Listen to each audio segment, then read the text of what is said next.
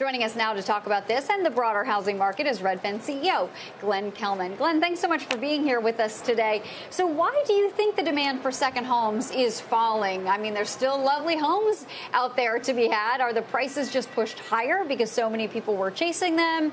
Is it going back to work? What's going on here? Some of it is prices have been through the roof, and some of it is that people have just gotten back to their regular lives. So people have gotten vaccinated, they're going out to eat, they're going shopping, they're doing everything that we haven't been able to do for a year. So for a couple of weeks, housing has been hot instead of blazing hot. And it's actually probably good for the market. We've been running too hot for too long.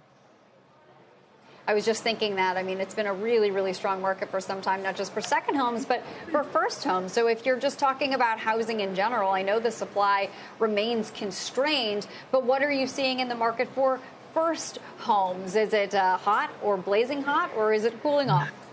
Well, it's still pretty hot. Sometimes you'll hear an agent say, well, we only got 5 or 10 offers on this property instead of 15 or 20. So I still think we'll be supply constrained. There are more buyers than sellers. We need the sellers to come into the market. So if demand comes down one step, that would be welcome relief. We really saw Memorial Day weekend slow down, but then it came back over the past few days. So I still think you're going to have high interest in housing just because people are able to work from wherever they want. There's going to be a migration from high tax states to lower cost parts of America. That's a long-term trend. Glenn, part of the consumer sentiment numbers that came out today, University of Michigan's report, showed that those saying it was a good time to buy a home plunged. Now, I suppose that could just be the price effect. And basically, people have sticker shock or feeling as if the market's so tight that they're not at an advantage in trying to buy. But what's your takeaway on that as to whether it could persist in terms of buyers feeling as if they just don't want to participate in this market right now? Well, at least some of the fatigue isn't just due to prices. It's also due to there's not much good to buy. So people come onto our website, redfin.com, and they can't even see a house that they love. They're looking further and further afield to find a home that they can afford.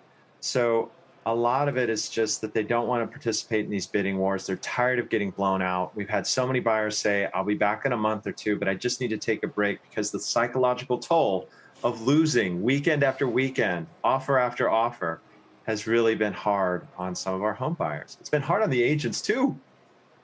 Absolutely. And that is a really hard thing to lose out in those bidding wars. I've been a part of those, and it does sort of crush you a little bit psychologically. Of course, along with everything else we've got going on in a pandemic. I want to follow up on one of your previous points there, Glenn, where you talked about migration will soon be happening to lower tax states.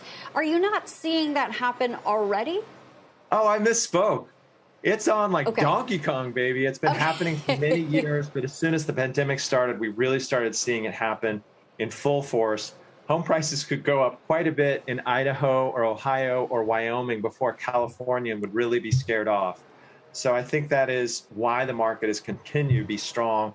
Lots of people are free to move about the country. Shepard Smith here. Thanks for watching CNBC on YouTube.